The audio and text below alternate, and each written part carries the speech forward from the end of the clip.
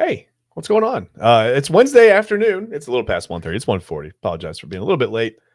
Getting started on the live here. But yeah. Welcome to the sports show with no name.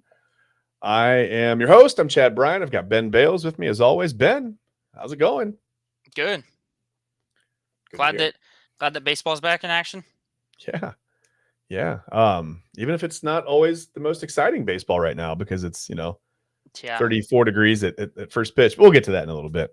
We'll talk about the Guardians home opener. We're also going to talk about some Browns draft buzz. Is it like smoke screen? Is it legit? Is it real? Are they going to pick who? I don't know. It's you hear a different player every week and a different reason every week. And I don't want to say it gets old, but it's after a while, it's just, I don't know. You kind of stop listening to it after a little bit. It's like, okay, whatever. But first thing is first, we should probably get into headlines. We got to talk about the Cavs real quick. Cavs are 63-16. They beat the Bulls yesterday. It was a bad day to be a Chicago sports fan if you don't particularly like the city of Cleveland yesterday. Right. They had a rough one. The Bulls lost and the White Sox lost. Again, we'll get to the Guardians home opener. Imagine if like the Blue Jackets played like the Chicago Blackhawks or something. Right. Just like the whole city. Yeah. It's like Cleveland versus Chicago day. All the Chicago teams just came on one. Like, I was gonna say travel together, right? Why not? Yeah, carpool. Just a big Greyhound, not a Greyhound bus, but like a big private bus. Anyway, 63-16 with the win. They clinched the 1 seed in the East. So, like you said before the show, proverbially now the NBA Finals kind of runs through Cleveland. If you want to get there in the East, right? You got to logistically anyway. The Celtics are still the defending champions, but logistically you got to come through Cleveland if you want to get there. So they'll have home court advantage throughout the playoffs. I can't imagine that hurts. No. I don't know how much it helps. I mean, you still got to go play a couple games, somewhere else, and you're gonna have to win games on the road, presumably. I told people about the Cavs on this home court, like you're gonna have home court up until the finals if you make it there. Yeah. And more than likely, the way it's looking, you're probably gonna face the Thunder. Yeah. So if that's the case, all you got to do is win 1 game in OKC. If you take care of business at home and don't lose a game at home in the finals, you're going to win. Let's not get ahead of ourselves. Let's get through the first and second round first. No, I know. Hold on. I know. I'm just saying. If you get to the finals and you play the Thunder, all you got to do is win 1 game on their court and just take care of business at home. And we've been almost unbeatable at home. Yeah. But the playoffs are a different animal. Rotations shrink down a little bit and effort goes up, I think, for some guys, and just things look different in the playoffs. So. I even think rotations shrinking though helps the Cavs as well. Mm-hmm.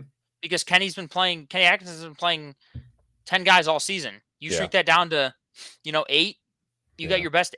That means you're gonna have DeAndre Hunter and Ty Jerome, 2 6-man of the year candidates, and then your 8th man off the bench. Well, Donovan Mitchell and Darius Garland are gonna have to get something figured out. They're not playing great lately. They've been playing better. They've been playing better. A little better, yeah, a little better. But at the same time, they're gonna have to be consistent. You got to be consistent over throughout the entire playoffs, right? Yeah. But at the same time, like I think it kind of reminds me of like the Cavs run in 2016. Obviously, LeBron was LeBron. Did what he's. I mean, Donovan Mitchell's going to get his points. Yeah. And you just are you concerned about? He sat out the other day. Well, yesterday with an ankle injury. I'm not concerned because Kenny Atkinson's done this all year. Mostly. Yeah, Kenny Atkinson's done this all year where players have been hurt, and he has not pushed them back because of our depth and our ability to win games without. The Cavs are 8-0 this year without Donovan Mitchell. Fair. We're 8-0. Just sit him for the playoffs, right? Well, sweep right through. Let's not go that far, but okay. But maybe not. But I just think that with our depth, he's able to wait for guys to get healthy. Yeah. And now with the 1 seed clinched, you could see Donovan Mitchell sitting one of these last, 3 games because, you want to get him. You want to get him fully healthy for the playoffs. And even if one game, even if he only plays one half like they did with Jared Allen a couple weeks ago. Yeah. I think that benefits the Cavs, and having that week off too. With the playing games, that's only going to help the Cavs as well. Because they're finally going to get a full week of practice on their home court. Yeah. They're finally going to, be able to settle in Cleveland. They know at least for a week. Yeah. So. Yeah, that was a long trip. It was. I think it's setting up for the Cavs to be successful in the first round, and I think where you could see some fatigue again is the second round. Okay. So. I think that's a step. That's a hurdle that everyone is kind of looking for the Cavs to get over, right after last year. Yeah. I don't know. I mean, I'm I'm optimistic, but I'm I, cautiously optimistic I because am too. you know It's how it goes sometimes in Cleveland with the playoff. I don't mean to be. I'm not trying to be a negative Nancy here. no, I But I have my eye out. I mean, I think we're gonna have to see. I'm curious to see how Evan Mobley is gonna be. Not so much basketball wise, but just physically in the playoffs, right? yeah, and I've been telling people. I said, if you're gonna get physical in this series, like obviously players are gonna get physical. Like obviously Mhm. when you play Boston, it's gonna get super physical. Yeah. And I think that's when you lean on the guys like DeAndre Hunter and the guys like Mhm. just the guys that are tough and gritty, like DeAndre That's the Hunter, biggest difference for Strus. me is the trade deadline acquisition, right? Yeah, Like that's a huge, yeah. yeah, But that's a huge difference this and year. I just think I think it's all going to come down to the guys that are tough and gritty. Like Max Strus is Yeah, always diving for loose balls. yeah, DeAndre Hunter's out there, banging bodies with people. yeah. And don't get me wrong, Darius Garland, he's not scared of contact. That dude gets hit in the face once a game, and he Oh my gosh, pops man. right back up. And like I know. people call this Cavs team soft, but I I think people are saying they're soft because they just see our two biggest getting bodied and bullied around. Yeah, well, But I if don't you think they look, go out and initiate contact, they right? don't. They're not But that team. Yeah, if you look at them though, they're all a bunch of dogs that can take a beating. Like yeah, like we've seen it. Like Garland's been hitting. Garland played last year with a broken jaw. Like yeah. how can you not? How can you call this guy soft? The boys Like said the Struce is loose. exactly. Like Garland last year played with a Like broken that. jaw, couldn't eat solid food, and you're telling me that this guy's soft? Get out of here with Yeah. that. Like I don't want to hear that. I don't want to hear that crap. All right, Ben doesn't want to hear it. Don't call anybody. Don't call the Cavs soft. Ben doesn't want to No. hear it. Get out of here. Don't say it to Ben's face. If you I start a bet you won't. conversation with the Cavs are soft, I'm not listening. Fair enough. I will not listen to you because He's gonna hang up on you if it's on the phone. Hang I up right will. on you. I will refuse to believe it because yes, Yep. playoffs are physical, and we've seen. I saw Jared Allen do something I've never seen him do before when he shoved that Pistons player on the floor. Hmm. So like, it shows you that these guys can get physical. They can initiate the contact when they need to. Do you expect any? Is there any team that now you bring that up? Is there any team that you might see a series get a little not too physical, but maybe even a little chippy with? Um, You think that Boston's if they get to Boston, you think that gets chippy at all or no? yes, Okay. just because of I mean, I would there's a say history, Boston history. Not even that. I would just say Boston's egos and attitudes. Okay. You saw, when the Cavs were down 23 earlier in the year, you saw Jason Tatum, saying, get the F out of here. And, Yep. they were Yep. basically waving the Cavs off the court. And then the Cavs stormed back. And then, they showed Jason Tatum's face and he's like, Yeah. don't talk crap if you don't want to get, like, don't Yeah. talk crap if you Maybe can't let it back play it out up. a little bit. Maybe let it play out. But listen, anyway, the Cavs are 63-16. We'll see where they finish. This is already the second team in franchise history to win 60 or more games. Is that right? I think Third so. team? I Second think team. so. I know they've had the one Either seed. way. I know they've had the one seed. This will be the fourth time. I don't know how many times they've won 60 games, though. Yeah. I'm not sure. I don't have that right off the top of my head. But either way, they're the one seed in the East. Like I said, the championship at least the road to the championship runs through Cleveland. Logistically, the Celtics, you still have to give them their due. They still are defending champions. For sure. It is what it is. I'm not trying to take anything away from Boston at all. But logistically speaking, travel wise, now you got to come through Cleveland. Yeah, So and another thing I wanted to, people have said, oh, the Celtics weren't healthy last time they played the Cavs. Mhm. Yeah. Even if they are healthy with Porzingis, Yeah. like you said, acquiring DeAndre Hunter Mm-hmm. helps us match up better against the Celtics because Yeah. every time the Physically, Celtics play the Cavs, they do that same pick and roll where they try to get Garland switched on to Tatum, Yeah. Jaylen Brown, or Porzingis. Yeah. Right? And in the last game, Dean Wade and DeAndre Hunter did not let it happen. Yeah. And they couldn't get anything going down the stretch. That's how we were able to come back. When you play the Celtics, you're gonna need DeAndre Hunter in the clutch. And when they try to do that pick and roll switch, he's got to do what they did last time. Just seal Garland down in that corner and don't switch the pick and roll. It sounds so easy when you say it, but you have to execute. We'll see if that's Boston's go-to in the playoffs, and we'll see if. I mean, it has been every time they've played the Cavs. And the first two times it killed the Cavs because we didn't have anything to guard it. We didn't have anything to stop it. Yeah. And then the second time, you had a healthy Dean Wade and a healthy DeAndre Hunter. And don't get me wrong, Dean Wade's not great, but his length on the perimeter helps. And defensive effort. Exactly. When they set that screen and, you try and 6'8" Tatum tries to get on, 6'2" Garland. Yeah, he's going to win that battle 9 times out of 10. Yeah. So if you're able to seal that screen and not switch it, it only favors the Cavs. And I think that acquisition of DeAndre Hunter helps that. Absolutely. I want to switch gears a little bit. Sure. We'll keep an eye on the Cavs, and we'll definitely talk about them as we go forward. But I want to switch gears to hockey. Something we don't talk about very much on the show is hockey. Hockey, Because I'm going to stay with headlines. There was a huge story this week, man. Alex sure. Ovechkin scores his 895th career goal this past week, surpassing the record of 894 that was previously held by Wayne Gretzky, right? The great one. This blew my mind. I was looking at you always get like the longevity concerns, right? People say, oh, it's a stat compiler, whatever. Well, Gretzky scored 894 goals in 1,487 games. And it just so happens that Ovechkin actually scored the record breaker in his 1,487th career game. I thought that was really cool. Can't call him a stat compiler. I mean, you can call him whatever you want, but it would be false. But congratulations to Alex Ovechkin. I don't want to spend too much time on that. Not only for becoming the all-time record holder and goals scored in the NHL, right? But also just for being able to skate, because man, I've tried that and that's really hard. So For sure. congrats on that. I also saw stats too that like Ovechkin had to deal with a lockout season in 2012, where he barely scored any goals, and then obviously the COVID season in 2020. Yeah.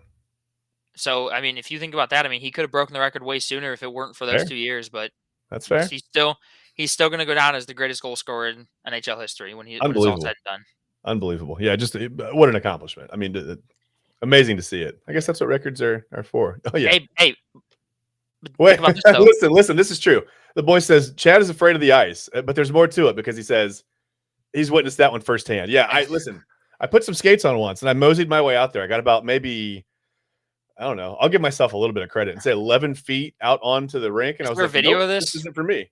What's that? Is there a video of this? No, unfortunately, there's not. I'll get one next year. I'll try it next year, and I'm sure I'll fall because it'll be being recorded. Okay, we need to get a video. We'll get that. We'll put that on the show. Listen, I have no shame. We'll play it on the show. Maybe we'll go live and just watch me try to skate. That'll be a fun thing. Let's completely switch gears. I want to talk about the NCAA championships because the men's and women's basketball championships kind of, they came to a head this past week, right? Sure. Over the weekend and Monday night. First off, I want to start with the women's because, gosh, man, UConn and Gino Auriemma, Paige Beckers, the whole story. First of all, they take down Dawn Staley in South Carolina, 82-59 in the championship game. Well, that was a string of three. Was it three straight number one seeds that UConn took down to win the championship? I believe it was. I'm not sure. I think it was three straight. What? Just unbelievable. But it seems weird to say it's UConn's first title in 9 years because what's this? Okay, hold on. Let's get back to the thing. Do you think without the COVID shortened season or hold on, it's not showing it. Or the lockout season, he would have broken it in even fewer games. Yeah, yes. For sure. Yeah, I think I think we agree with that. And then my wife says we're going ice skating on Friday. I have no idea what that's about. So maybe I'll try to jump in on that. And it's just like LeBron with it's just like LeBron with the COVID season in 2020. If they didn't have the COVID season, LeBron would have broken Kareem's record sooner too. The boy says I'm correct. It was USC, UCLA, and South Carolina they ran through. By the way, they were tied for the toughest. Or no, that was men. Okay, thanks for participating, Ben. We appreciate that. It feels weird to say it's UConn's first title in 9 years because you look back over the last 30 years, they've been so dominant. It's hard to believe that they haven't won a title in 9 years, but and it's like for every other program in the country, men's or women's, that would be outstanding, right? A title every 9 years is fine. I wonder if UConn, it probably felt like a little bit of a failure, right? Like I'm not saying it's a failure, but you wonder if Gino Auriemma and company are like, hey man, we fell off. And in the meantime, they're still going to Final Fours and, just an unbelievable run. Okay. Yeah. That's the boy says we need video of him shaking at his skates. It'll exist. If there's video and I'm in skates, it will exist. So let's just get that straight. But yeah, UConn, this was UConn's 12th all-time win by 20 points or more in the Final Four. That's absurd. That's insane. The 23-point margin of victory in the championship game was the third largest in championship game history. Do you want to take a guess, Ben, who has the top two? UConn and UConn. They beat Louisville by 33 back in 2013 and Syracuse by 31 in 2016. And I don't know if you remember the 2013 to 2016 run. I don't know if you remember. That's when UConn won 4 straight titles. Listen. They're the absolute standard by which women's basketball is measured, right? Like, if you're looking at a women's basketball program, it's UConn. They're the measuring stick. They've missed the Final Four twice since 2007. That's it.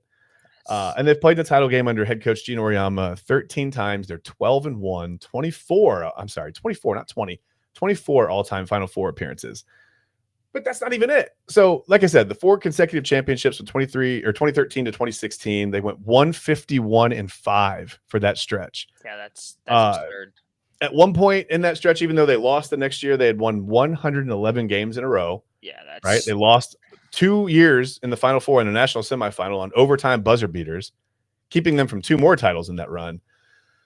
But you could keep it going. I mean, I don't know how far you want to go out. Let's just stop at 2018. From 2013 to 2018, UConn went 223-7. Yeah, that's crazy. Like it just shows you though, like it's kind of like UCLA back in the days, when they had like Kareem Abdul-Jabbar and stuff like that. Yeah. Like at that time, they were so far ahead of college basketball. Yeah. Winning all those national titles in a row, and then you fast forward to women's. Like we haven't seen a men's program like this in years. Like obviously you have your blue bloods that are always consistently there. Duke, Kentucky, all those guys, but they've never won that many titles in a row. Like. And listen, it kind of answers the question I was going to ask. I mean, we want to talk. Is it recruiting? Is it coaching? Is it both? I think it's both. The boys here, can you talk about the women's basketball class of 2020? I mean, that recruiting class is unbelievable. Let me ask you this, though. And we can, I would love to dive deeper into that and just break down, because we looked at it a little bit, I think 2 years ago, maybe 2 years ago or last year. Maybe it was on Come On Ref. Just how historic that recruiting class is and will be. And we can get into that deeper on another show. Maybe next week on the episode, we'll talk about that a little bit. But here's my thing. I wonder why Paige Beckers doesn't get quite the same kind of media coverage that Caitlin Clark gets or had gotten. I think it's because she doesn't put up as flashy stats and numbers. Okay.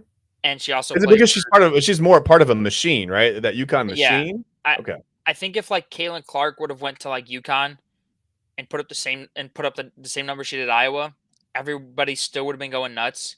Okay. Because like nobody's put up those kinds of scoring numbers in years. Like if she would have became the leading scorer while playing for UConn. Yeah, the scoring record. That's a great point. Yeah, you're right. And the boys said the same thing. It's because of the scoring record. Yeah. And the logo threes, right? Just like you said, a flashier game in general. Paige Beckers just she did her job. She knew what she needed to do. She went out there and she did her job and was always so consistent. Yeah.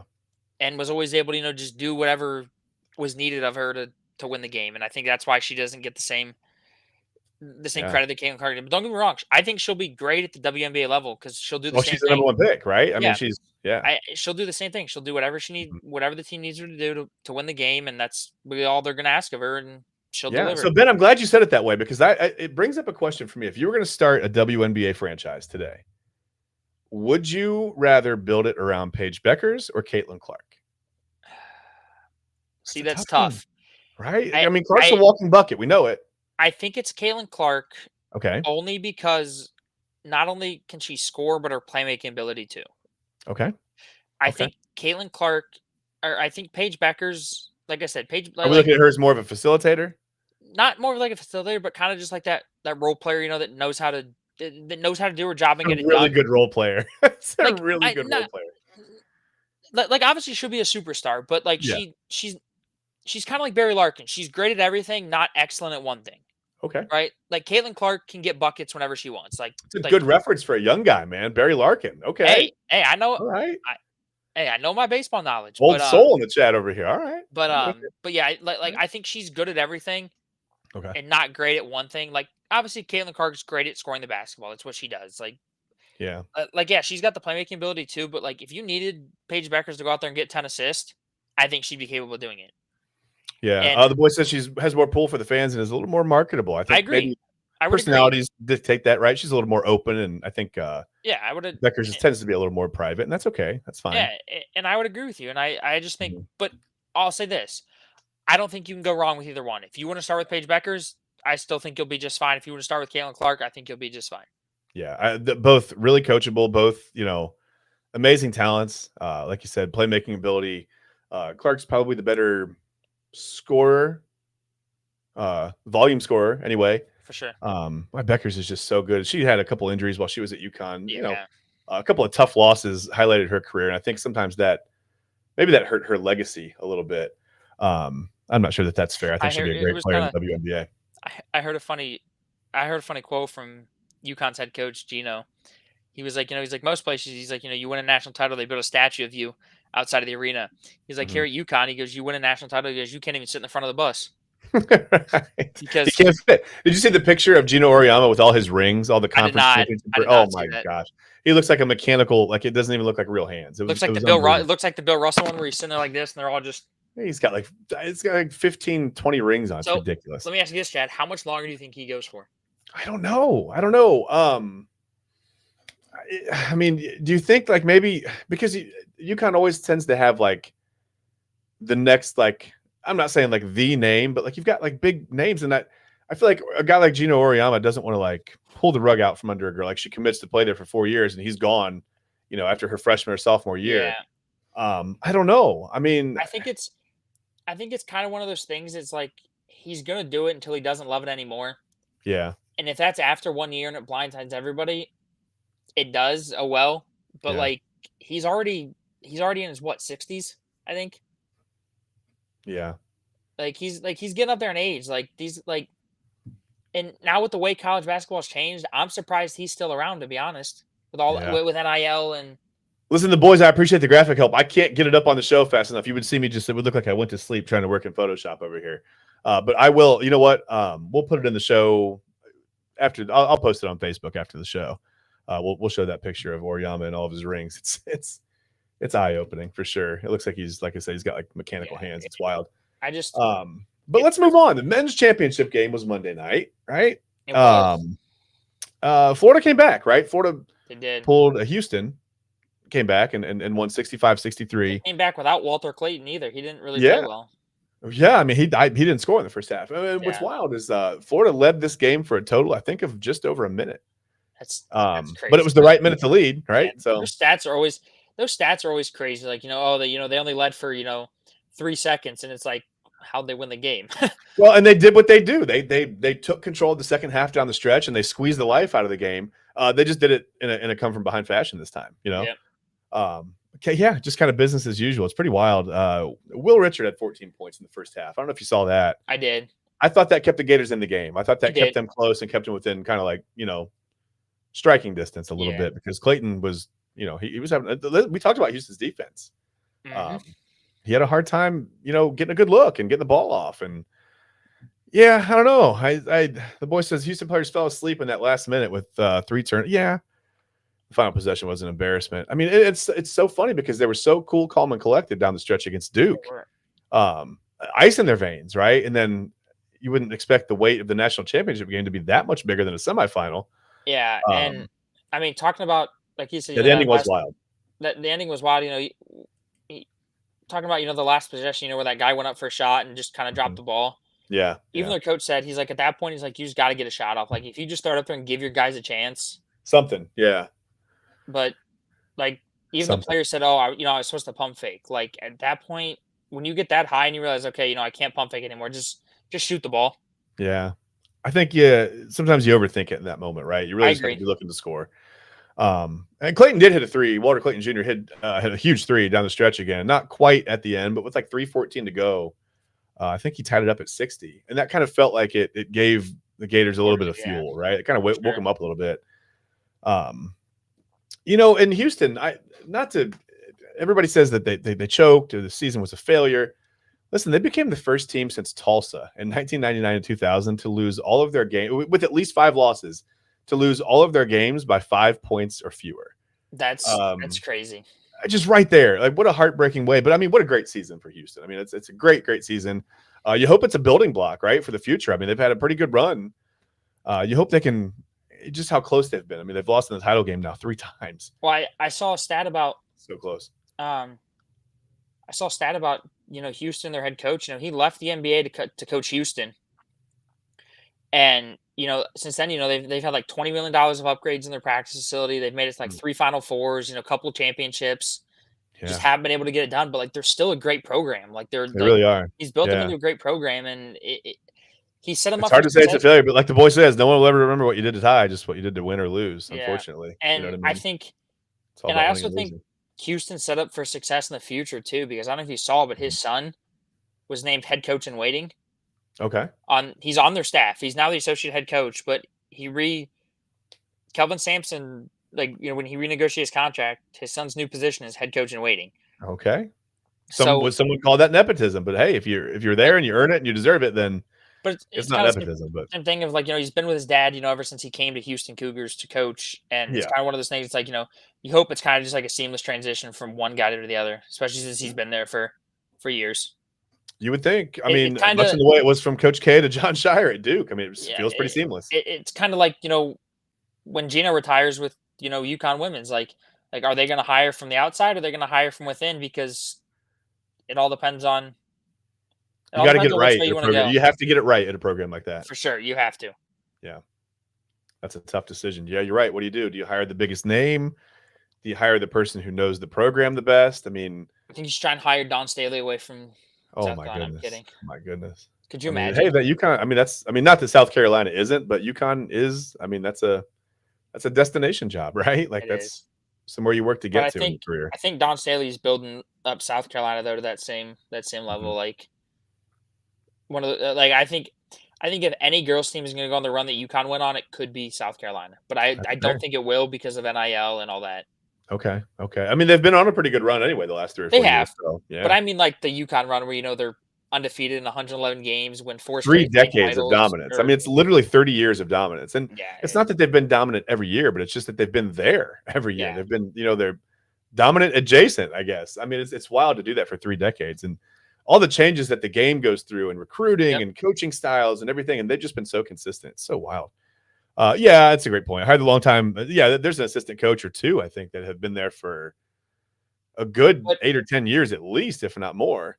at the same Uh, time, though, those assistant coaches, are getting older and older, and how old are they going to be when he decides to retire? And, like, how many years is that assistant coach going to want to take over the head coaching role?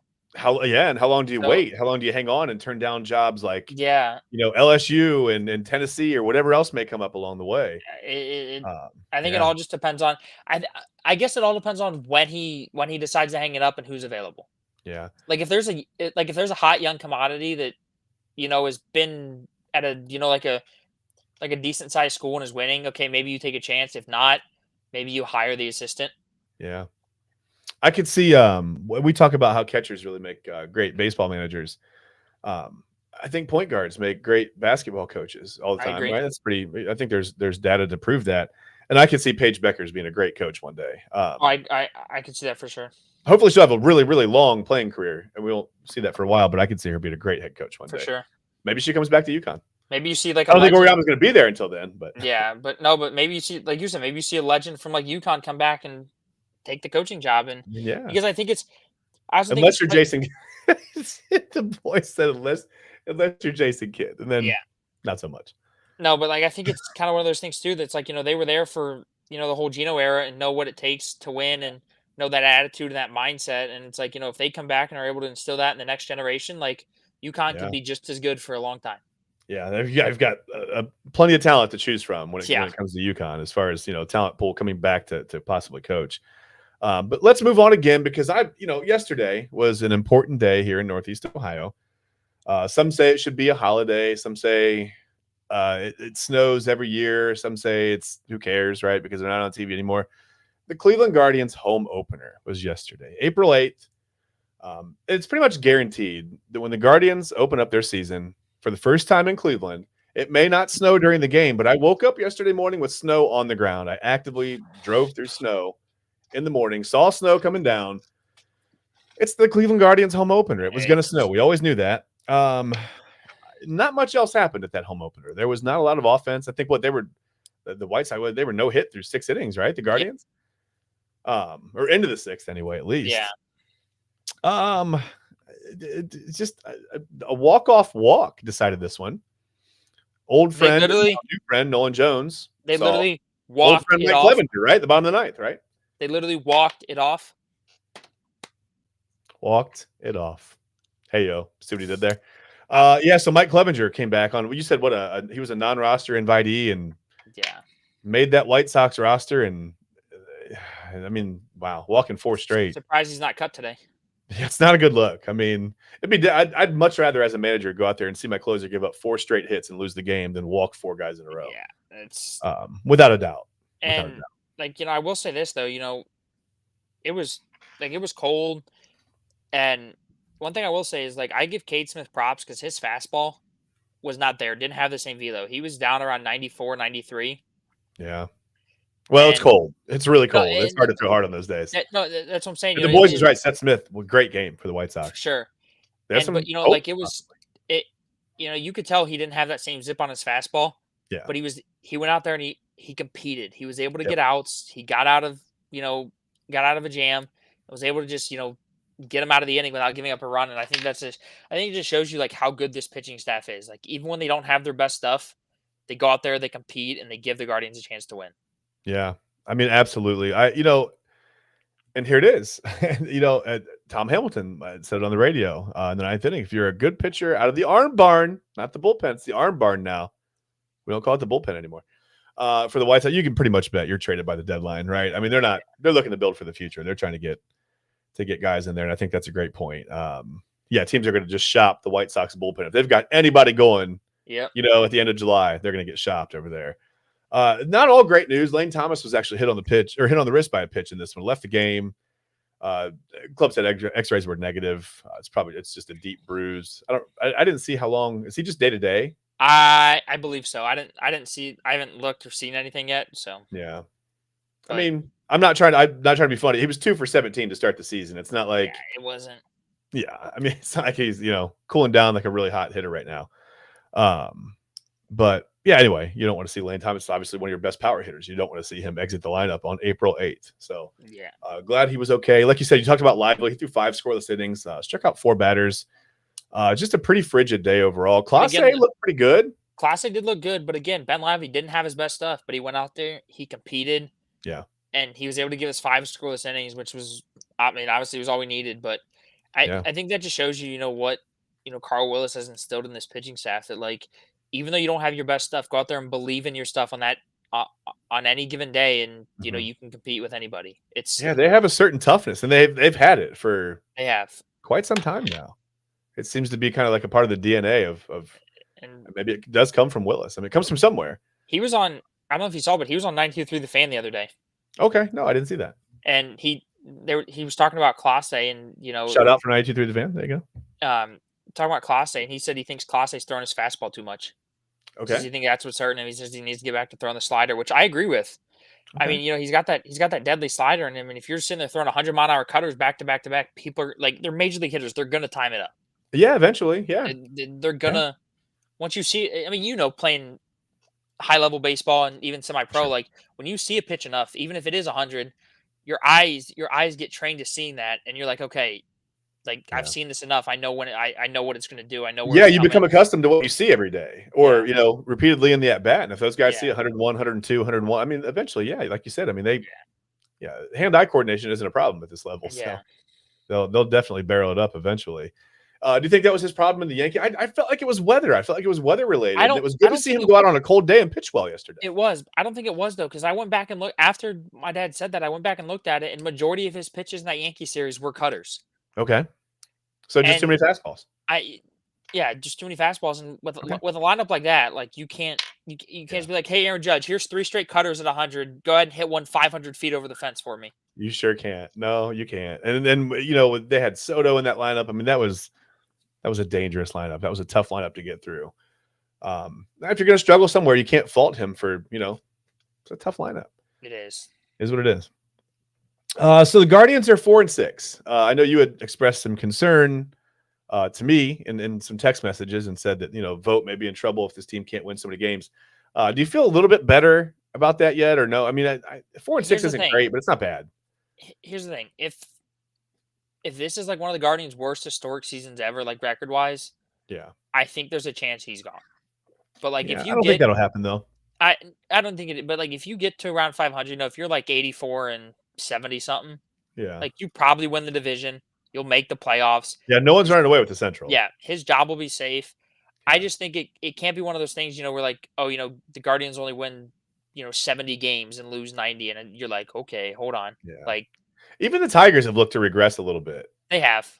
I don't know. I mean, maybe that's maybe they'll be better down the stretch like they were last year because they were not a good team last year until July or August, and Yeah, they got really but hot. So I'm just hoping this is kind of one of those Terry Francona teams. Where we start super Mhm. slow and then come June, July, we start kicking it on. And I I hope it's the opposite of last year where we start off slow and we end the season hot instead of Yeah, starting off hot and ending slow. yeah, for sure, for sure. It's all about being hot at the right time in baseball. Yeah, We've seen plenty of teams do it. The Braves in 2021. yeah. I I mean mean, that they Braves were a team is bad team. that Braves team is a perfect example of it. They went out and made three what was it, three trade acquisitions. They were all for outfielders, Yeah, and then they I don't went know on if you. to Hold on, hold on. The boys said the Guardians will finish third or maybe even fourth in the division. I don't know. The boys, I think they're better than that. But he's got Royals 1, Tigers 2, Twins 3, Guards 4th, and then the Sox will finish 99th in that division. So I think that's we're probably I pretty think accurate on the Sox. I don't think we finished that low. I don't think so either. I think they either win the division or they finish second. I don't think. Yeah. I don't know. I don't think the Royals have what it takes to last. Listen, you said Terry Francona a moment ago. Speaking of what it takes to last, man, Francona has that pitching staff in Cincinnati buzzing right now. He does. Have you seen that? I mean, they're throwing shutouts all over the place. I have, but they also can't score that well. No, they can't score. They cannot score at all, and it's a shame. It's such a small ballpark. I mean, I don't know how often they played at home. I haven't looked at the schedule too closely as far as it goes with the Reds, but yeah, I mean, the Great American Ballpark. It's not a huge park. I mean, No. you get a couple guys that can hit a ball decently, you could score some runs there. But in the summer, things will warm up. I mean, literally and figuratively, right? And The Guardians always start hitting a little bit better in the summer. I mean, you see these like Midwest teams where it's cold. I mean, guys, it gets easier yeah. in June and July And and August. we know every single Terry Francona team. Yeah. Come June or July, this Reds team is going to be buzzing. They're going to be playing well. They're going to be playing great baseball. And They they're going to always mesh have. well as people. They're going to get along because that's Yep. what Francona does. Yep. He just brings think about those Red Sox teams. He brings like the most unlikely group of players together, and they become like this really tight knit thing. And I think that's very important to winning. Yep. I've been on a lot of teams, and the teams that have genuinely gotten along, in my experience, have been some of the best teams I've ever been on. Yep. I think that makes a big difference For sure. And somehow Francona just kind of brings that to the clubhouse. For sure. He instills that in these guys, and he brings it, and it's a thing. It's just always, it follows him everywhere he goes. And I keep telling people, I say, people are always like, oh, you said Carlos Santana was a good move, and we talked about this last week. He always starts slow. Always. He has his whole career. Yeah, but give him time. He still gets on base. That's the thing. Like with this Guardians lineup, all you need for your good hitters and Manzardo and Jose is to just get guys on base. And Quad's going to get on in front of Jose more times than not. Yeah. And Santana's going to get on in front of Manzardo more times than not. Yeah. Baseball is not a sprint. It's a marathon. It takes is. a long time, and you can't just always come out, sprinting hot right at the top and win, 10 or 12 games and expect that to last. I mean, baseball doesn't work like that. Nope. We've seen the Royals are a team that I can think of that have gotten off to really hot starts. And then you're like, okay, well, Kansas City, they're back. And then you look and they finish, or even the Pirates. The Pirates are another example of a team that, I mean, you called that last really, year. really hot, quick starts, and then they finish, 75 and 87 or whatever. I mean, you called that last year. We were like 30, 40 games in. Yeah. And the Pirates were sitting in first place. I'm like, this is going to last year. Like, nope, they'll be in last place by July. Yep. And sure enough, and it's just, unfortunately, it's a depth thing. And it's like you can start off hot. I mean, baseball's a funny game, right? Like you can win some games. But over 162, the depth is going to take over. And when you can look at a team, you can see the roster. You can see they don't have – not that, I'm not trying to throw stones, but you can see when a roster doesn't have what it takes to win 100, 102 games, right? Like you just know. And it alarms me to say it, but the Braves are one of those teams this year. I told you before the season I had big concerns about the Braves. I would have struggled to pick them to win the NL East. I probably would have picked the Phillies, to be honest with you. The Braves just look like a team that's going to struggle this year. They have a great roster, but they just don't have the right pieces right now. I think the pitching is going to be a huge concern going forward. I know the hitting stinks right now, but I think pitching is going to be a big concern going forward. I agree. I think with the Braves, though, I think once you get Acuna back, if he's able to stay healthy, and once you get Strider back, if he's able to stay healthy, I think the Braves got a shot, to make a little bit of a run, maybe like a wild card team, maybe, win the wild card and maybe take the first round to 5 games. Like you said, I mean, they're not hitting well, but I also think it's part of because, you're missing your best player in Acuna, and a lot of times teams feed off that. When starting off on a West Coast road trip, yeah, it's tough. I mean, you know, against two of the better teams, probably maybe, I don't know, two of the best teams in baseball, the Padres and the Dodgers, right? for I don't sure. know. I mean, I But don't know. it's just, I don't know. It's just crazy that how how teams benefit off how good their star players playing. Yeah. Like like you talk about like the teams look at the Guardians, right? Like the Mhm. Guardians, like when Jose's I'm gonna put hot, this comment up from the boys while you talk. I just want to, there's a like comment when the down here. Guardians are hot, Jose's hot. Yeah. When Jose's cold, the Guardians are cold. Yeah. And Hold on, Peach. Hold on, Peach. Hold on, Peach. dude, that's why I every time he hits a home run, I text every time hits a home run, I text my dad and brother and say, blow home run pitch. I love, man. Jose Ramirez is he's a national treasure. First He of all, is. He we're and so I mean lucky he's in Cleveland. and I mean, like boys, you might say, how elite it is, and I don't know if you're meaning this as a shot towards Carlos Santana or not, No, but no, no. He's like just he's still even that like his on base percentage is still way above league average. Like he's still right around 300 every year, over three. He's way over 300 every year, yeah. but like he's gonna get walks. And now in this lineup with him hitting third, like when you hit third, like sometimes you got to take chances and swing at pitches that you might not normally swing at. And I think you press a little bit when you come to a new Yeah, lineup, even though it's a place he's been before. He's been yeah, here. He's been in Cleveland, but he hasn't been with this lineup. And I think sometimes you yeah, press a little bit. I think he'll even out. I mean, yeah. like you said, he always starts slow. We know Yeah. that. I think he'll get better. I do too, and I think it's also kind of one of those things too. It's like when he realizes that like, hey, I'm in this spot to protect Jose. Mhm. Like, I gotta make pitchers pitch to me because Yeah. they chose to walk Jose, so I gotta make him pay. Yeah, And if that exactly. means if Well, Quan where's gets Tim Misney when you need him, right? right, He'll make him pay. i- if Quan Can we gets get on Tim it, Misney to sponsor the show? Is that a thing? maybe. Okay. Wait I for him mean, to call. Watching my um, phone. no, but still, like even if Quan gets on and Jose gets on, right? Mhm. Then if Santana gets on, then you got bases loaded. And it's like, okay, now some damage can happen. Here's a point from the boys, though. I don't know if he's talking about last year. I assume he's meaning last year. Santana's on base percentage is only 12 points higher than league average. It's still above Uh, league average though, which is good. it's still above league If, average, and if it's I think for his age, that's still pretty good. That's pretty if it's good. above league average, you're considered elite. And I also think he's in a better lineup I would here agree. I would than he agree. was last year. Not a ton. It's not like he's not going from like the Rays to the Dodgers or anything. No, But I think Twins to Guardians, a little bit better, no, just a little more protection here and there. but no matter what sport, if you're above league average in any stat, you're considered elite. Okay. Like, if you're What league about average, errors? like you're Errors? good. What? Oh, errors or no?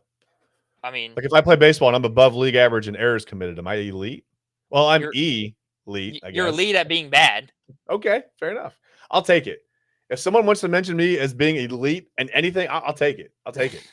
No, but Please, just call me elite. Elitely I bad. mean, Is that a Chad, thing? I'm a huge fan of Santana, always have been. Mhm. And I'm a huge fan of on base percentage. I don't care how high it is above league average. If it's right at league average, if you're getting on it, it all goes back to Moneyball. If you're getting on base, you have a Yeah. chance to score runs. Yeah. You can't score Fair. runs without getting on base. And Gotta keep Lane Thomas in the lineup though. but if your league average is above, if your OBP is above league average, you're getting Yeah. on base more times than not, which means you're giving yourself a chance to score runs. Okay. I agree with you. That's where I sit. Like, if you're getting on base, you got a chance for your team to score runs. And like Yeah. you said, with the lineup that we have, it's better than the Twins lineup. So if he's getting on base, even if it's at 12 points higher than league average, that means he's giving our team a chance to score runs. Yeah. Fair enough. He does. He gets on base. The Billy Bean quote, but he gets on base. He But he gets does. on base. It really is Moneyball. That's a Moneyball. I wish it was a Monday. It could be a Moneyball Monday. I just think Um, I still think though the Guardians are. I will say this: I still think the Guardians are missing like an elite power bat. okay. Like I wouldn't like Elite bad or elite good? like elite good. Okay, I didn't know if you're talking about elite No, strikeouts or elite home runs. I like didn't know. like I'm yes, confusing myself. obviously losing Naylor is gonna hurt because of his RBI production over 100 RBIs last year. Yeah. But he chased at way too many pitches out of the zone that killed us. And do you think they look at John Kenzie Noel as a guy who can kind of step into that role and put up those similar numbers? I mean, I know he's Yes. going to platoon a little bit, but Yes, but I think he has to get everyday at bats. okay. So I don't know that he's going to do that in a platoon I don't role. I either. don't know But that he's going to do that. but you're also hoping that Nolan Jones can do the same. And if neither one of them do, then you're kind of in a pickle of like, okay, like now we Yeah. might need to go out and get a bat. Yeah. Who would you even look to get though? Well, it's all going to matter. I mean, record. Who knows now? We'll look at records around the trade deadline for that. I don't know who's ever Um, hitting 30 home runs. I don't care. oh, we got a bold take. Ready? Bold take alert. We need a screen. Do. We got a bold take alert. That was my music. The boy says the Halos, the Angels are going to finish with a better record than the Guardians. What do you think? If they stay healthy, yes. If they stay healthy, okay. When Mike Trout gets hurt next month, and then man, don't Jorge say when. Soler gets hurt next month. Oh, when the they're Braves just will gonna make a plummet. wild card spot. Listen, I don't even know if the Braves are going to make a wild card spot. The boys. I mean, I don't know. We'll see. They've got time to turn it around, but we will see. If the Angels stay They're healthy, not going to win the division. If the Angels stay healthy, they got a shot to be decent this year. But when they start getting hurt, like they do every year, they're gonna fold. It happens. The Like I hate pitching's to been say better, I think. I think the boys would tell you the pitching's been much better so far. It's early.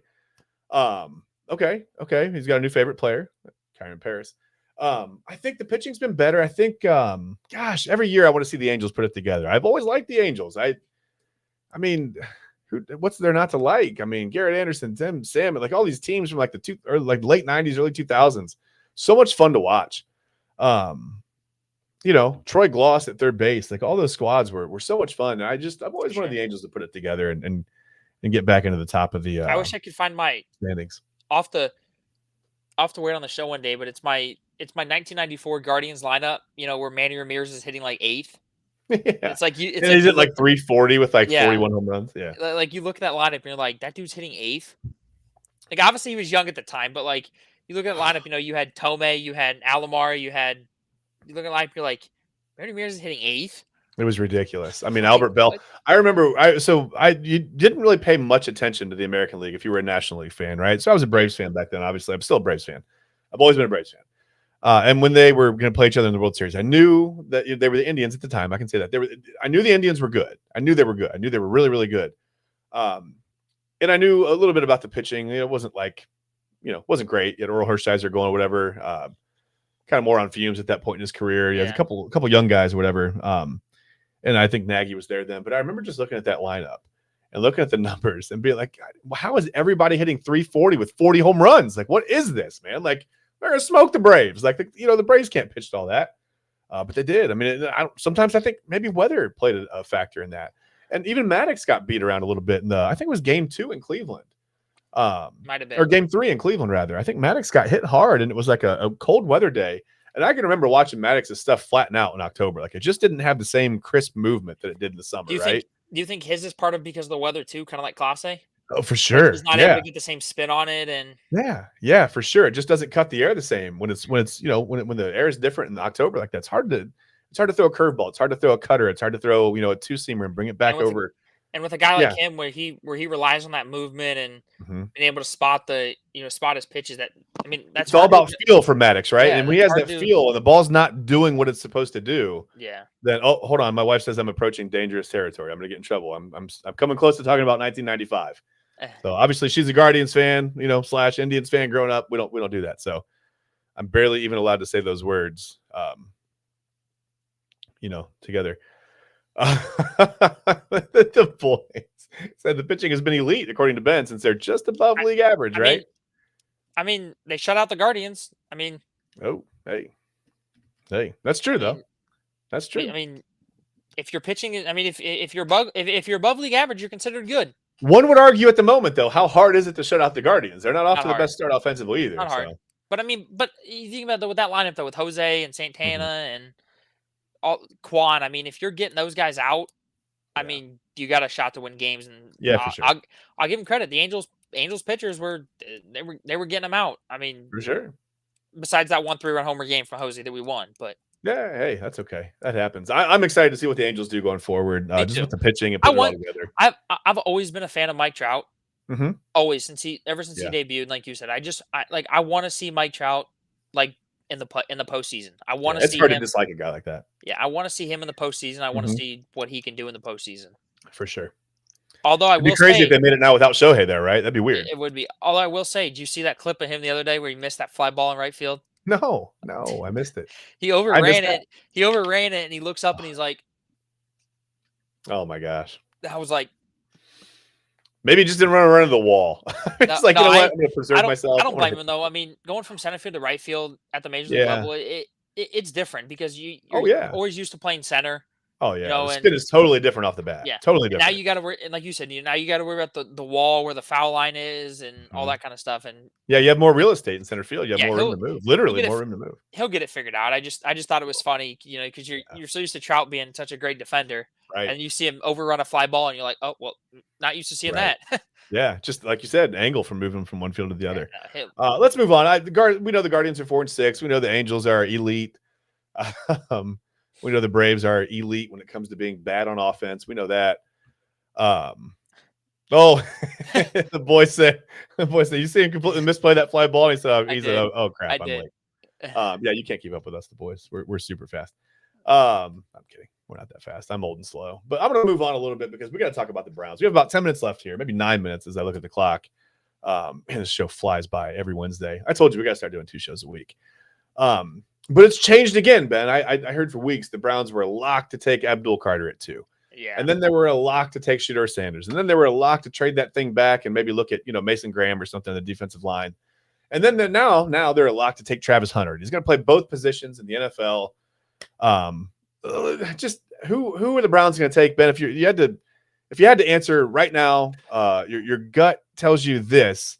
Do they take Shedeur Sanders, Travis Hunter? Do they take Abdul? Do they take somebody else? Who are they going to take? They're taking the punter from Iowa. Fine. I like it. Kidding. Let's do it.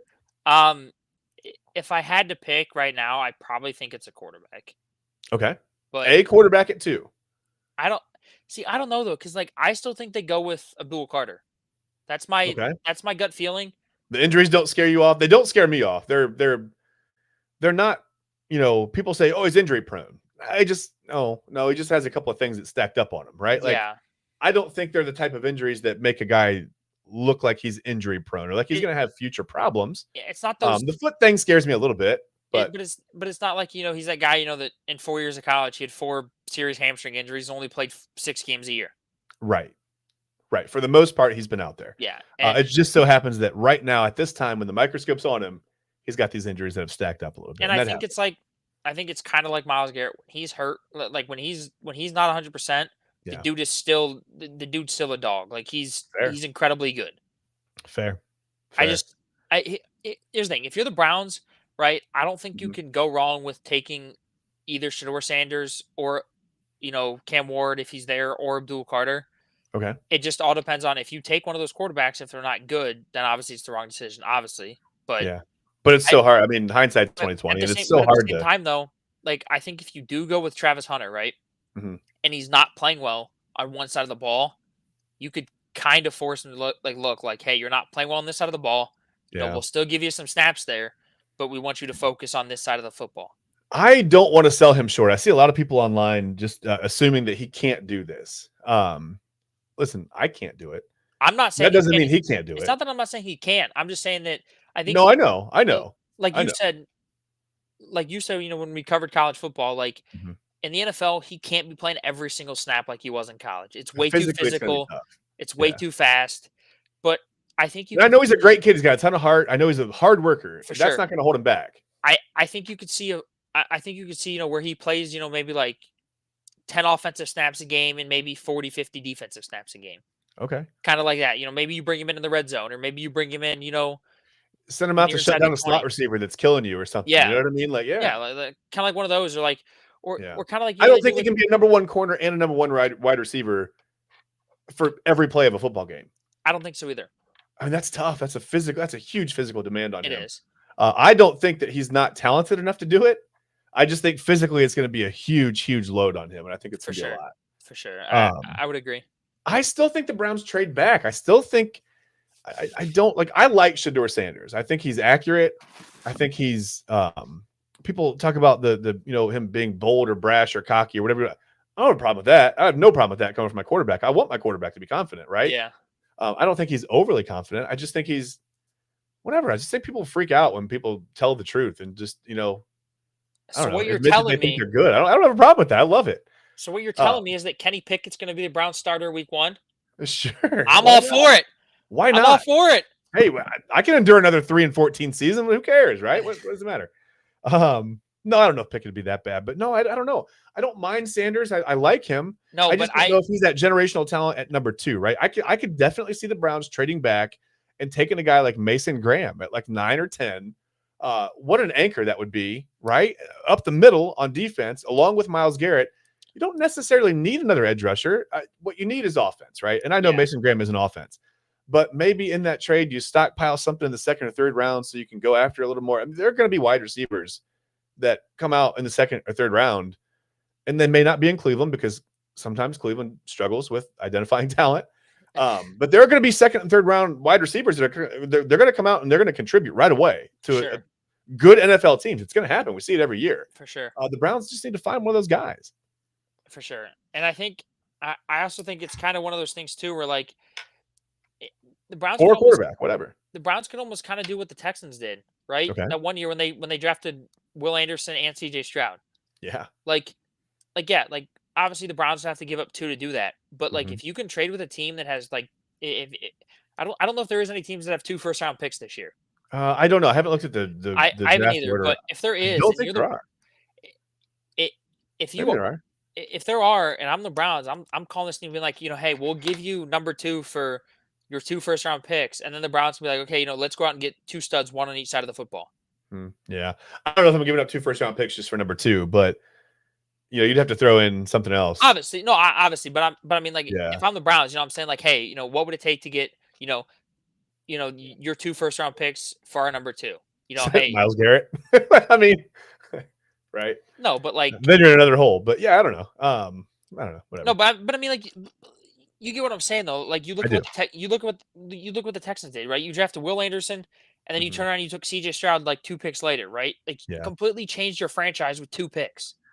Right. And let me ask you this: as far as Shedeur Sanders goes, how do you feel about him at quarterback? I mean, I know you're a Steelers fan, but just I remove think yourself from that part of the equation and just think about like if the Steelers were in the Browns situation. I mean, how would you feel about Shedeur Sanders at I quarterback? wouldn't be mad if Pittsburgh drafted Shedeur Sanders because Okay. I I think he's better than Cam Ward, and Yeah. he's not going to turn the football over. That's the thing. Like, Yeah. he's going to take what he's given. He's going to Mhm. and like I think the whole people say he doesn't have the arm strength for the NFL. I think that's really overblown. I I don't do think that's too. a fair. I mean, how often I don't know many teams that run 5 or 7 step drops and just chuck it down the field much Yeah, anymore. Do you? no. I mean, Like everything's not. I don't want to say bubble screens, but everything's like slants and Josh outs and Allen's known for having one of the strongest arms in the league and can yeah, throw the ball the first. How many times do you see him drop back and throw it 50, 60 yards down the field? yeah. I don't think he throws a great deep ball. I I don't think think he his does strength either. is like he understands what he's seeing, the timing. He's got the strength, the arm strength to get the ball from one hash to the other. I think Shedeur Sanders has plenty And of arm strength for that. you look at But that's more about anticipation and timing, right? yeah, and like you look at Russell Wilson, who's got one of the best deep balls in the league. He Mm-hmm. doesn't throw a great deep ball. Well, don't get me wrong. I take it back. Yes, he throws a great deep ball, Yeah, but he doesn't consistently hit it. When it's like right. when he's on, I think is beautiful. But I wouldn't consider him to have the strongest arm in the league. Yeah. Like he just throws a good Now it's deep ball. probably maybe Anthony Richardson now. Yeah, but he can't hit. Dude couldn't hit the broadside of a barn door if it was wide open. And he gets tired easily. So Oh, that is true. That is true. whatever. He needs a nap. He's got to Dude, sit out a couple plays. Right. I can't believe that happened. That was awful. I That can't. was Your quarterback. I mean, your quarterback. Say, dude, whew. Like everyone. I get like if a left tackle comes over and says, "Hey, man, I'm grinding against Myles Garrett all yeah. night. Like I need to play off." But your quarterback sitting out a play Dude, it was 3 plays into the game. was wild. He literally looks over and goes, like, I don't 3 plays. understand. I don't understand. Like, how are you tired after 3 plays? Like, what kind of shape are you in? We'll likely never see anything like that again. Dude, I would laugh if he does it again this year. Oh my gosh. If he does Well, it he's not again going to get the opportunity to start. I mean, it sounds like they're moving on from him. who is their starter this year? I They don't signed a know. guy, didn't they? Yeah, I can't remember who they brought in. They brought in someone who I'm blanking right now. But yeah, I mean, I remember when they made the move, I was like, oh wow. Okay, I guess the AR-15 days are maybe done in Indianapolis. Who'd they bring in? We'll see. Are you looking that up now? Yeah. Yeah. Oh, Daniel Jones. That's right. That's right. And that's a legitimate quarterback competition. I mean, It Daniel is. Jones has It probably is. accomplished a little more than AR-15. So I don't know. It is. We'll see. I mean, Maybe the Browns should trade for Anthony Richardson so then he can get tired and they can just put Kenny Pickett in there when. Maybe. I think not to play on words, but I think the Browns are tired of having quarterback problems, to be honest with you right now. If you know, like, and I'm not saying this just because I'm a Steelers fan, but like, I'm going to generally feel bad for Browns fans if the Browns get this pick wrong at number 2. Oh, they're going to get it wrong. Like, if you get it wrong and the guy's not good, like, I'm going to feel bad for the Browns fans. Like, I genuinely am. They're going to get it wrong. They're going to take Cooper Flag, and they're going to get it wrong. They're like, I heard he was the number 2 pick, right? That's what we do. He's number 2. All right, I'm out of here. I'm sorry. We got to get out of here. It's been. Could you imagine? Oh my God. The Browns select Cooper Flag. Oh wait, wrong sport. Oops. Wing. Yeah, 6'8" wing from Duke. Wait, what?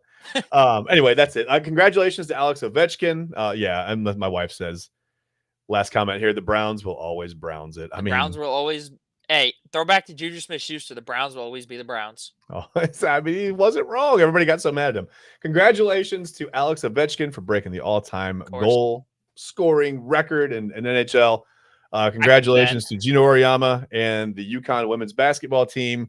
By the way, Florida. Something I forgot to tell you about Florida. Their head coach, Todd Golden, the youngest at 39 years old, he became the youngest since Jim Valvano to win a title. That was back in 1983. Valvano was 37 years old. I'm saying 87 years old. He was 37 years old. So congratulations to him. Congratulations to Florida, the Gators, for winning that. Congratulations to Nolan Jones for picking up the walk-off walk on the home opener. And congratulations to the Browns for probably having no idea what to do at number 2. It's just so interesting there at that number 2 pick, right? Brought to you by Dude Wipes. Anyway, next week on the show, I think we're going to talk about what are we talking about next week, Ben? What do you want to talk about? I don't know. Maybe we get more into NFL draft, since it's fair enough. We can get more into NFL draft. I'm sure we'll have something baseball related for sure. And let's come up with something totally different. Let's do our list of favorites. Something we'll come up with something. Or maybe we do what you text me about. Maybe we do those. Maybe we look at like sports that are like combined, like the hockey, the ice hockey, football, or whatever. Yes. Maybe we look at that stuff. We can propose our own sports for sure. What do we say? Hockball, base lacrosse, basketball. I'll save my idea for next week's show. Fair enough. My idea for next week's show. All right, and I won't try any more experimental words on the show. That almost went badly. Okay, listen, guys, we gotta get out of here. Thanks for watching. We'll see you next week when we'll talk about the NFL draft, some kind of crazy list of combo sports that we're gonna find, and we'll talk about some more baseball stuff as we go along. So we'll see you guys next week. Thanks again for watching. Thanks for commenting. It always makes it fun. I appreciate you guys so much, and we'll see you next week. Bye-bye.